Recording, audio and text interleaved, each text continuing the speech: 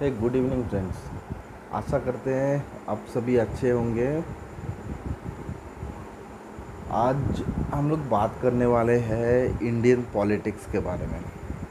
Indian politics मतलब कोई political party को लेकर बात नहीं करेंगे। आज इन जनरल बात करेंगे कि बेहतर डेमोक्रेसी कैसे हो सकता है, क्या रिस्पॉन्सिबिलिटीज़ होते हैं अपना सिटीजन्स का, और क्या रिस्पॉन्सिबिलिटी होना चाहिए पॉलिटिकल लीडर्स का।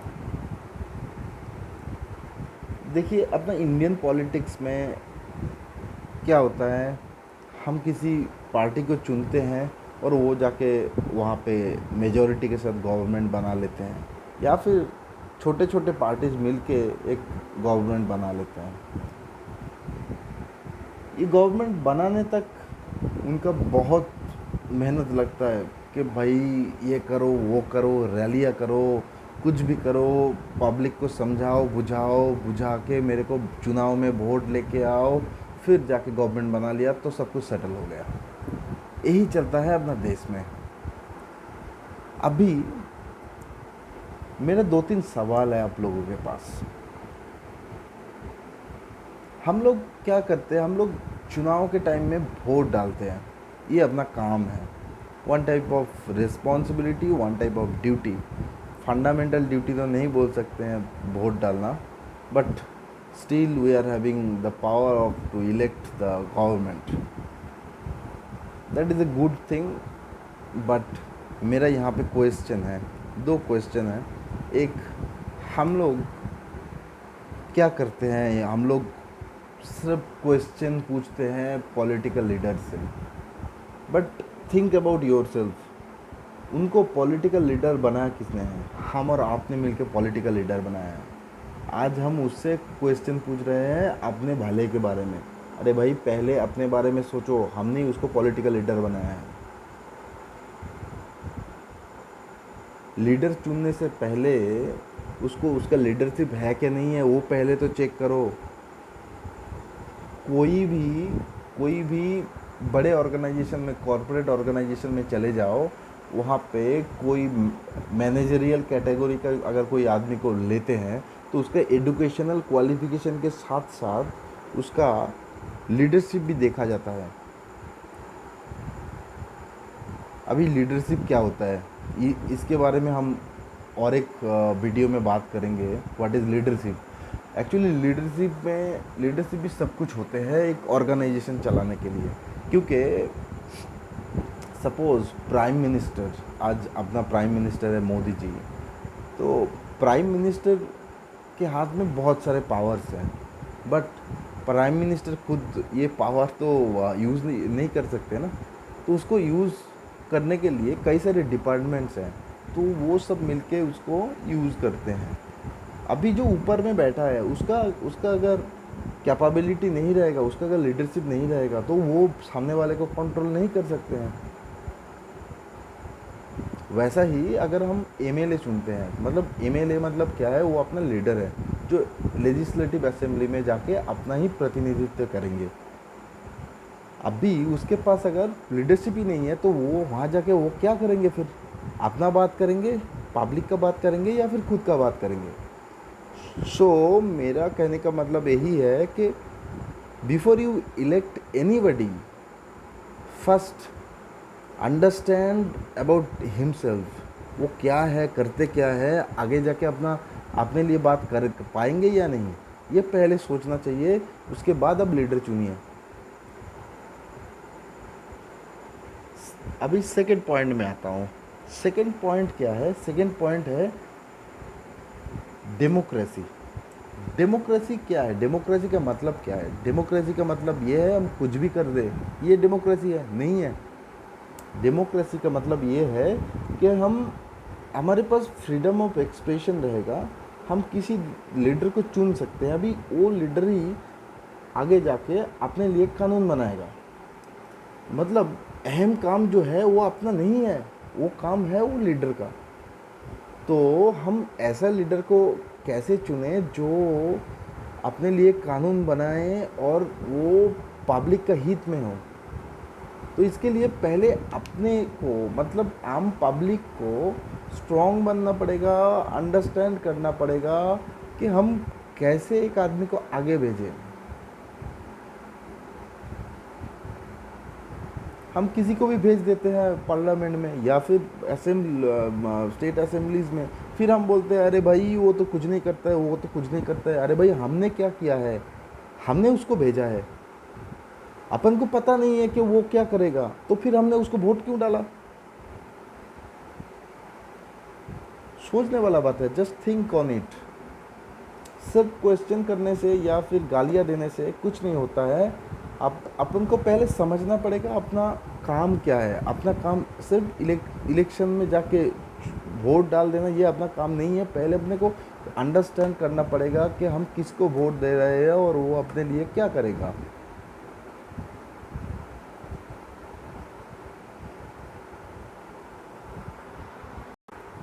अभी हम आते हैं दूसरा और एक इंटरेस्टिंग पॉइंट में। Politics is a profession. आप लोगों को क्या लगता है, पॉलिटिक्स एक प्रोफेशन है? ये मुझे कमेंट बॉक्स में चाहिए, आप लोगों का व्यूज़ क्या है। हम सर्विस और प्रोफेशन ये दोनों को थोड़ा सा डिफरेंट वे में डिस्क्राइब करते हैं। जैसे मिलिट्री में जो या फिर पुलिस में जो नौकरी करते हैं उसको हम सर्विस बोलते हैं, क्योंकि वो अपना जीवन के ऊपर सर्विस देते हैं। उसके लिए जीवन बहुत तुच्छ होता है और वो जो सर्विस देते हैं वो सिटीजन्स के लिए देते हैं।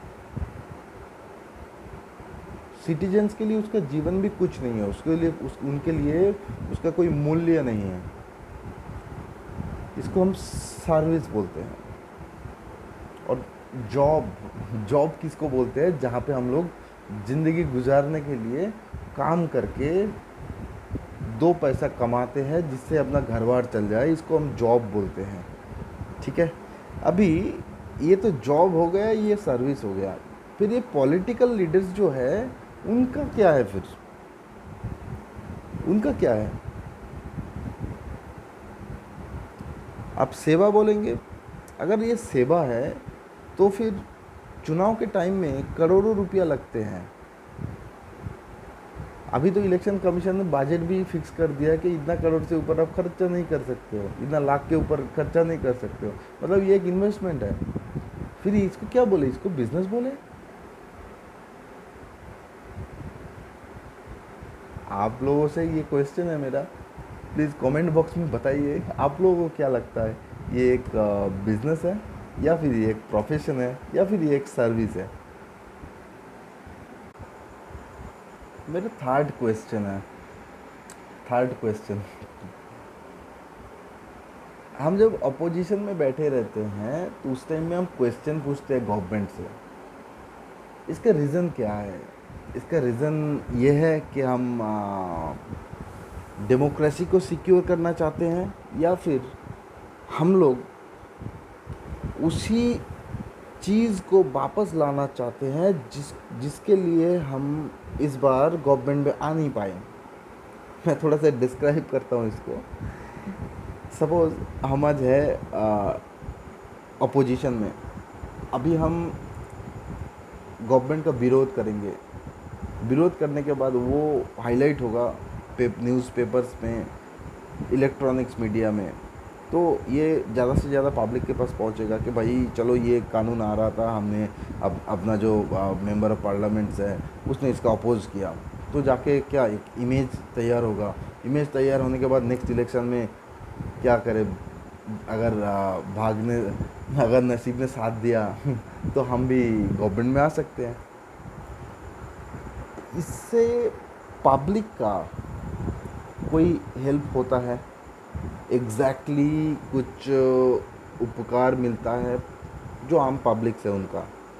ये मेरा क्वेश्चन है आप लोगों से, क्योंकि मेरा मानना यही है कि अगर हम आम वोटर्स जब तक नहीं सुधरेंगे तब तक ये प्रॉब्लम का कोई सॉल्यूशन नहीं है।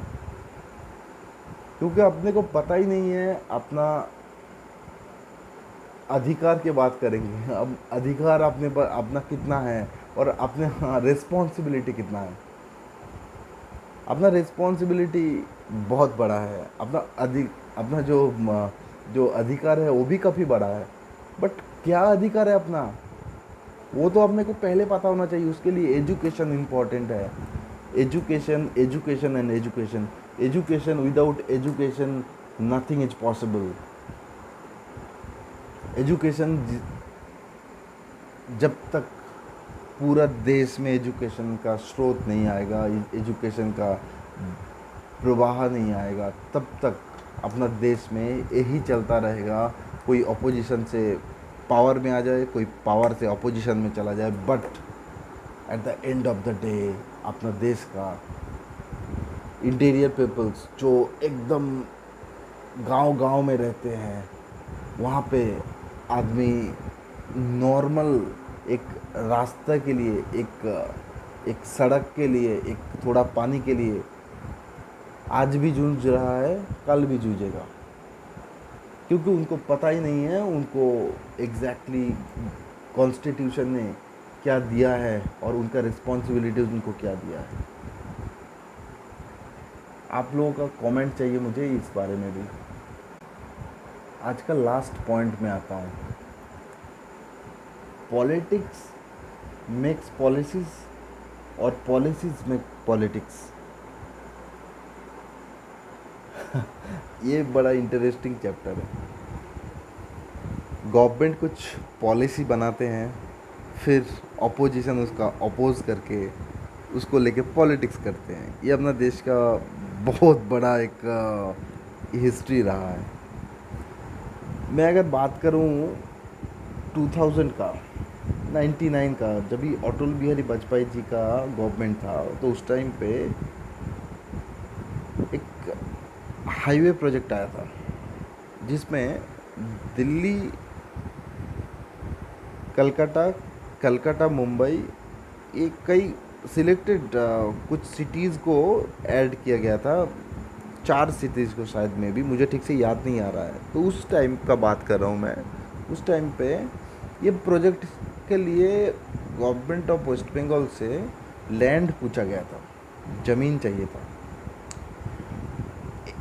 जो बॉम्बे रोड था, मतलब NH6, तो NH6 में कोई इशू नहीं हुआ। सभी ने जो भी दखलदार थे, रास्ते के बाजू में जो दुकान थे, वो लोगों को नोटिस भेजा गया, वो लोगों ने छोड़ दिया, क्योंकि वो लोग दे आर रिस्पॉन्सिबल सिटीजन्स। उनको पता था वो गवर्नमेंट का जगह में बैठे हैं, छोड़ दिया, उनका रोजी रोटी चले गए। बट ठीक है, रास्ता आएगा, रोड्स बढ़ेगी तो डेवलपमेंट्स होगी, तो डेवलपमेंट्स के लिए वो लोग पीछे चले गए। तो ठीक है, उसके बाद रोड्स बन गए, वहाँ पे इंडस्ट्री भी आ गए, छोटे छोटे इंडस्ट्रीज आए वहाँ पे। But on the other hand, अगर हम बात करेंगे यहाँ पे दूसरा और एक रास्ते के बारे में, जो NH34 है, जो एक ही रास्ता है जो कलकत्ता टू सिलीगुड़ी मिलता है। तो वो रोड में रास्ता बढ़ने नहीं दिया, वहाँ पे लोकल लोगों ने अपोज़ किया, चलो बंद करो रास्ता। तो उसको कौन सपोर्ट किया? सपोर्ट किया लोकल पॉलिटिशियंस ने। अभी क्या हुआ, रास्ता बना नहीं, बंद हो गया।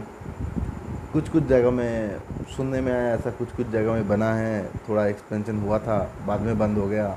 अभी मोदी जी ने प्रेशर डाला है तो कुछ कुछ जगह में चालू हो गया है काम। बट अल्टीमेटली वो लोग 20 साल पीछे चले गए compare to other roads like Calcutta Mumbai expressway और लाइक दैट। अभी क्या हुआ, अभी NH6 के बाजू में बहुत सारे फैक्ट्रीज़ हैं, तो जहाँ पे हज़ारों लोगों का रोजी रोटी चलता है, डायरेक्टली, इनडायरेक्टली तो बहुत ज़्यादा है। अभी वहाँ का जो लोग है, वो लोग आके क्वेश्चन पूछते हैं कि भाई उस टाइम पे हमने अगर करने दिया होता तो हम ये इसका सुफल भी हमको मिलता, बट वो अभी नहीं मिल रहा है। बस उस टाइम पे जो पॉलिटिशियंस थे उनको सपोर्ट किया था, तो वो सब पॉलिटिशियंस अभी क्या है, अभी सब चले गए पार्लियामेंट में, नहीं तो चले गए असेंबली में। वो लोग तो अपना अपना मज़ा कर रहे हैं। तो अल्टीमेटली जो लॉस हुआ वो किसका हुआ? आम पब्लिक का हुआ। किसके लिए हुआ? मैं कभी भी वो पॉलिटिशियन को दोषी नहीं मानता हूँ, क्योंकि अगर ये आम पब्लिक जो है इसने अपोज नहीं किया होता तो वो लोग कभी सामने नहीं आते अपोज करने के लिए। पहले तुम अपोज करो, बाद में पीछे पीछे हम आ जाएंगे वहाँ पे, तो क्या होगा? अपना इमेज बढ़ेगा और मेरे को चुनाव के टाइम में इलेक्शन में वोट मिल जाएगा। तो वोट मिल जाएगा तो मेरा भाई 5 साल सिक्योर्ड हो गया। चलो वो तो ठीक है, उनका हिसाब से ठीक है। अभी आज का दिन में इंडिया में जो भी चल रहा है इसके पीछे मैं कभी भी पॉलिटिशियंस का दोष है ये नहीं मानता हूँ। मैं पॉलिटिशियंस को ऊपर किसने पहुँचाया? आम पब्लिक ने। तो ये रिस्पॉन्सिबिलिटी आम पब्लिक को ही लेना पड़ेगा। आप किसी भी नेता चुनने से पहले, किसी भी लीडर चुनने से पहले एक नहीं 10 बार सोचो, क्योंकि ये आपको ऊपर भी लेके जा सकता है आपका ज़िंदगी को, नहीं तो आपका ज़िंदगी को नीचे भी गिरा सकता है। This is your choice, your chance. Take your decision accordingly and make your future brighter।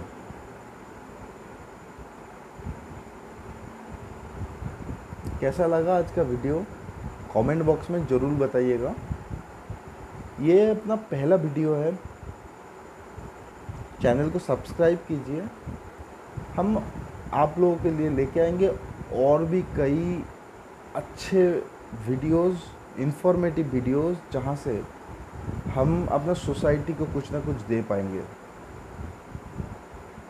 चलिए, गुड नाइट, जय हिंद, नमस्कार।